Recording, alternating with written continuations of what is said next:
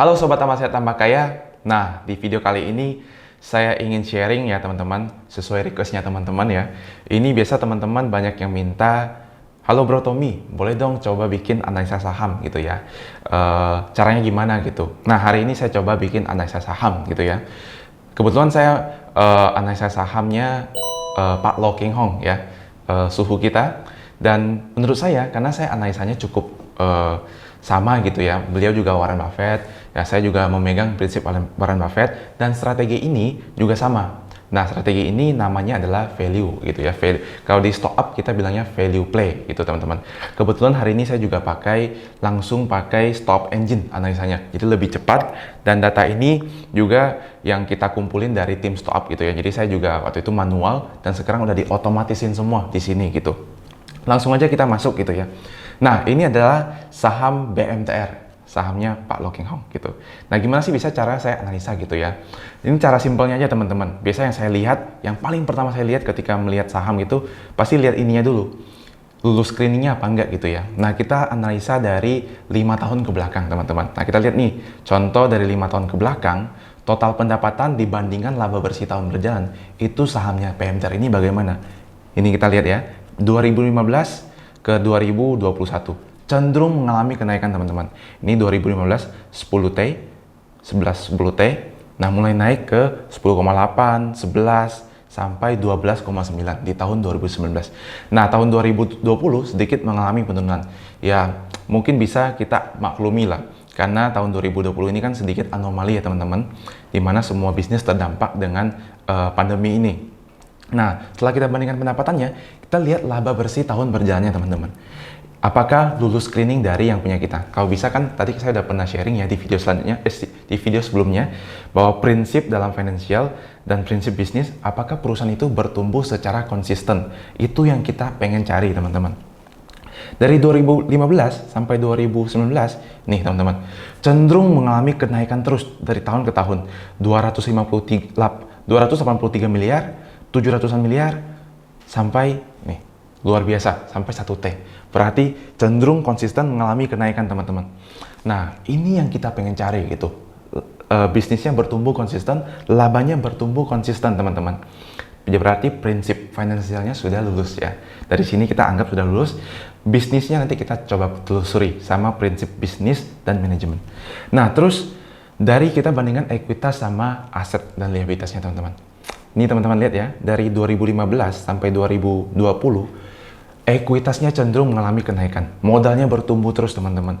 Ini ya, teman-teman lihat, 13 triliun, 14 triliun, dari tahun ke tahun, 14,3, 17 triliun ke 2019. Nah, ini berarti membuktikan bahwa selain perusahaan profit, berarti modalnya juga bertambah terus ya teman-teman. Di sini sudah bisa kita simpulkan saham ini boleh masuk ke watchlistnya kita untuk dianalisa lebih dalam.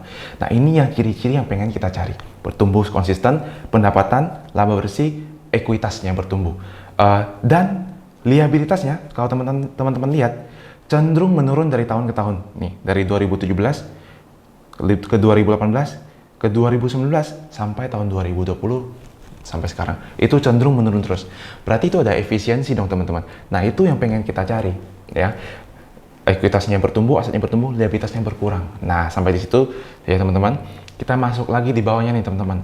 Kita sudah menyediakan gross profit margin, OPM, operating profit margin, dan net profit margin.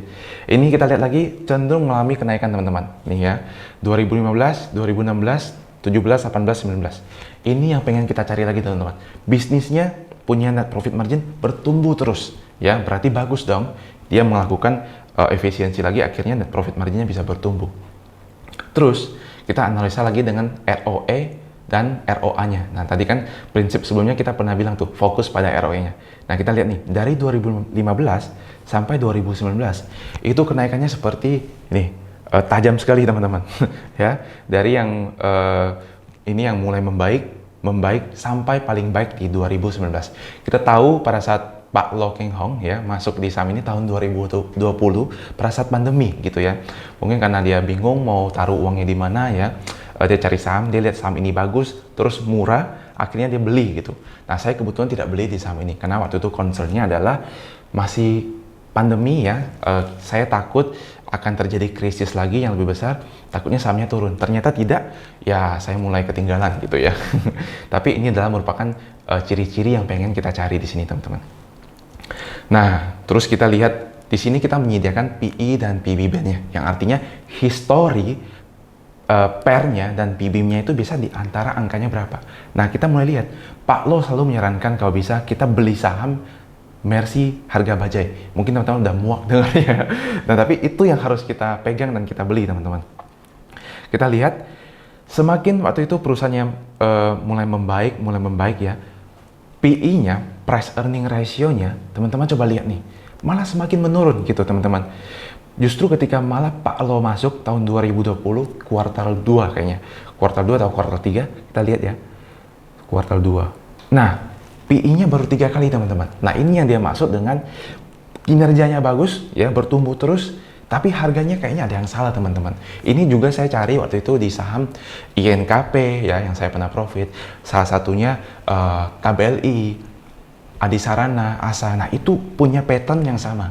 Semoga dengan saya sharing ini teman-teman bisa ya kerjain PR-nya. Nanti kalau ketemu boleh kita sharing di komentar dan kita bikin analisanya lagi teman-teman. Nah, ini kalau PI-nya 3, wah ini murah banget gitu. Kan kalau dia selalu Pak Lo menyarankan kalau bisa di bawah 10 gitu. Makin rendah makin bagus.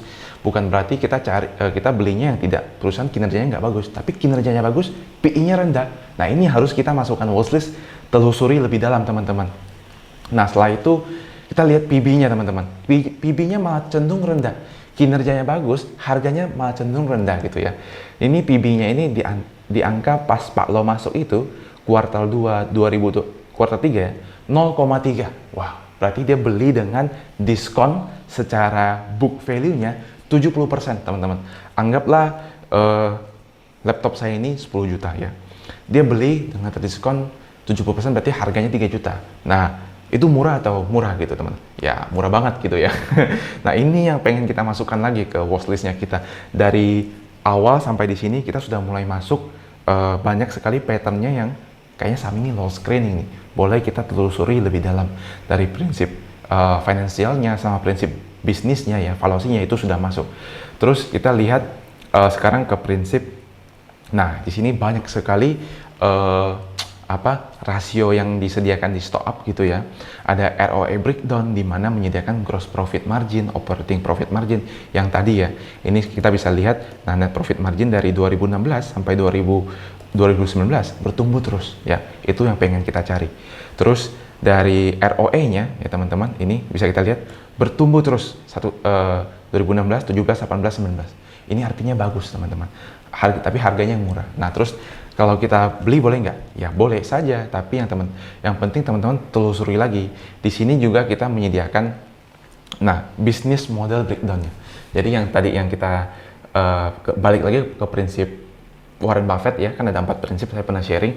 Ini model bisnisnya bagaimana? Mudah dipahami apa enggak? Kira-kira 5 tahun lagi masih ada nggak model bisnisnya teman-teman?